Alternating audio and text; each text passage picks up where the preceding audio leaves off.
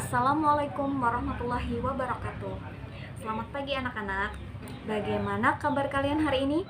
Ibu harap kalian selalu dalam keadaan sehat walafiat. Hari ini kita akan mempelajari tema 2, yaitu udara bersih bagi kesehatan. Subtema 1, cara tubuh mengolah udara bersih. Ayo buka LKS yang kalian punya dan buka halaman 5. Dan kemudian baca teks Dayu dan ikan hias. Selanjutnya kita simpulkan apa informasi yang terdapat pada teks tersebut. Ayo kita perhatikan informasi apa yang kita dapat dari teks Dayu dan ikan hias yang terdapat pada LKS halaman 5. Informasi yang pertama, apa nama ikan hias yang dipelihara oleh Dayu? Ayo, apa?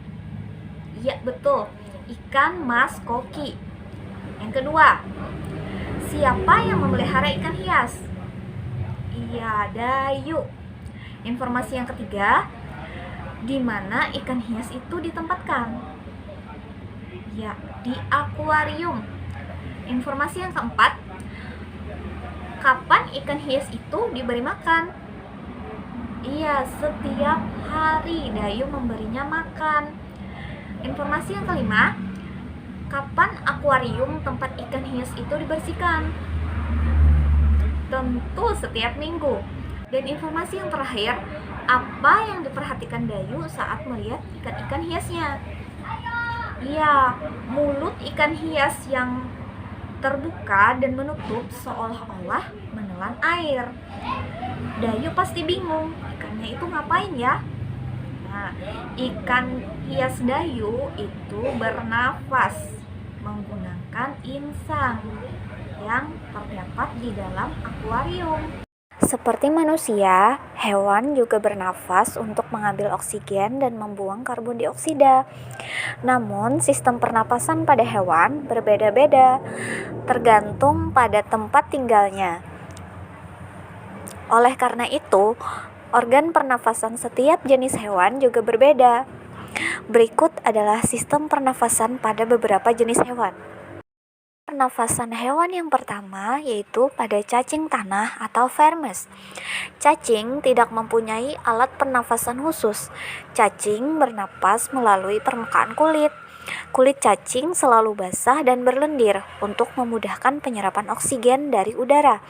Oleh karena itu, cacing menyukai tempat lembab untuk menjaga supaya kulit tubuhnya selalu basah dan berlendir.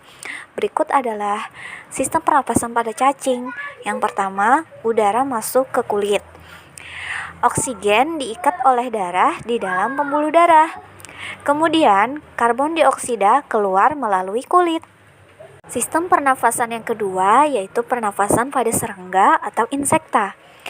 Alat pernapasan serangga berupa trakea, yaitu sistem tabung yang memiliki banyak percabangan di dalam tubuh. Percabangan trakea disebut trakeola. Trakea mengedarkan oksigen langsung ke semua sel tubuh dan organ serta menyerap karbon dioksida dari semua sel tubuh untuk dibuang. Berikut adalah sistem pernafasan pada serangga. Yang pertama, udara masuk melalui spirakel. Udara mengalir ke trakea. Udara mengalir ke trakeola dan terjadi pertukaran oksigen dan karbon dioksida di trakeola. Karbon dioksida mengalir ke trakea dan terakhir karbon dioksida keluar melalui spirakel. Pernafasan yang ketiga yaitu sistem pernafasan pada ikan atau feces. Organ pernapasan pada ikan dinamakan insang.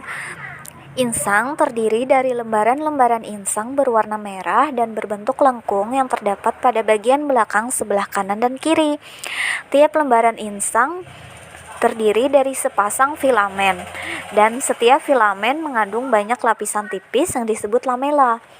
Pada setiap proses pernapasan ikan terjadi dua mekanisme, yaitu fase inspirasi dan fase ekspirasi. Fase inspirasi yaitu fase pada waktu oksigen dan air masuk ke dalam insang. Fase ekspirasi yaitu fase di mana terjadi pelepasan karbon dioksida dan gas-gas lainnya dari insang ke air. Berikut adalah proses pernafasan pada ikan. Yang pertama, air masuk melalui mulut. Air mengalir ke insang, kemudian oksigen dalam air diikat oleh darah. Di pembuluh darah pada insang, karbon dioksida keluar bersama air melalui insang. Sistem pernafasan pada hewan amfibi. Hewan amfibi adalah hewan yang hidup di darat dan di air. Salah satu contohnya adalah katak. Saat masih berupa kecebong, katak hidup di dalam air dan bernafas menggunakan insang. Insang kecebong terletak di luar tubuhnya dan terdiri atas lembaran-lembaran kulit halus mengandung kapiler darah. Setelah 9 hari, kecebong bernafas menggunakan insang dalam. Insang dalam akan menyusut seiring mulai berfungsinya paru-paru dan katak muda pun tumbuh menjadi katak dewasa. Berikut adalah sistem pernafasan pada katak dewasa. Yang pertama, udara masuk melalui hidung. Udara mengalir ke rongga mulut. Kemudian udara mengalir ke paru-paru. Terjadi pertukaran oksigen dan karbon dioksida di pembuluh darah. Karbon dioksida mengalir ke rongga mulut dan terakhir karbon dioksida keluar melalui hidung. Pernapasan pada reptil. Hewan yang termasuk jenis reptil diantaranya ialah ular, kadal, cicak, buaya, dan biawak. Reptil bernapas menggunakan paru-paru. Pernapasan pada reptil adalah sebagai berikut. Yang pertama, udara masuk melalui hidung. Yang kedua, udara mengalir ke tenggorokan. Udara mengalir ke paru-paru. Kemudian terjadi pertukaran oksigen dan karbon dioksida di pembuluh darah. Karbon dioksida mengalir ke tenggorokan. Dan terakhir, karbon dioksida keluar melalui hidung. Pernafasan pada burung atau aves. Burung bernapas dengan sepasang paru-paru. Paru-paru pada burung terletak di dalam rongga dada. Burung menghirup udara sebanyak-banyaknya saat tidak terbang. Sebaliknya, saat terbang, burung tidak menghirup udara. Udara dihembuskan dari kantong udara atau yang biasa dikenal dengan pundi-pundi udara. Berikut adalah proses pernapasan pada aves. Yang pertama, udara masuk melalui hidung. Udara mengalir ke tenggorokan. Sebagian udara mengalir ke paru-paru dan sebagian lagi mengalir ke pundi-pundi udara. Terjadi pertukaran oksigen dan karbon dioksida di pembuluh darah. Karbon dioksida mengalir ke tenggorokan. Dan terakhir, karbon dioksida keluar melalui hidung. Pernapasan pada mamalia. Hewan mamalia terbagi menjadi dua, yaitu mamalia yang hidup di air dan mamalia yang hidup di darat. Tempat hidup mamalia mempengaruhi cara bernafasnya. Hewan yang hidup di air mempunyai cara bernafas yang berbeda dengan hewan yang hidup di darat. Cara bernafas mamalia air yaitu ketika menyelam. Mereka menutup lubang hidungnya sehingga air tidak memasuki alat pernapasannya. Cara mamalia air untuk mendapatkan oksigen yaitu mengeluarkan kepalanya dari air lalu menghirup oksigen dari lubang hidungnya. Contoh mamalia yang hidup di air adalah ikan paus dan lumba-lumba. Lain halnya dengan mamalia darat. Mamalia darat bernafas dengan menghirup udara melalui hidung. Udara mengalir ke tenggorokan.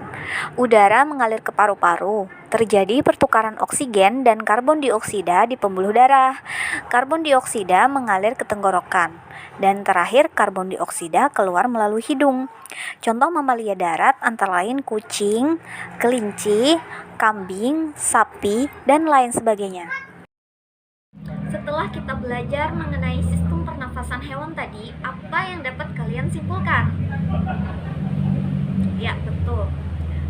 Kesimpulannya ada di sini. Terima kasih telah memperhatikan. Wassalamualaikum warahmatullahi wabarakatuh.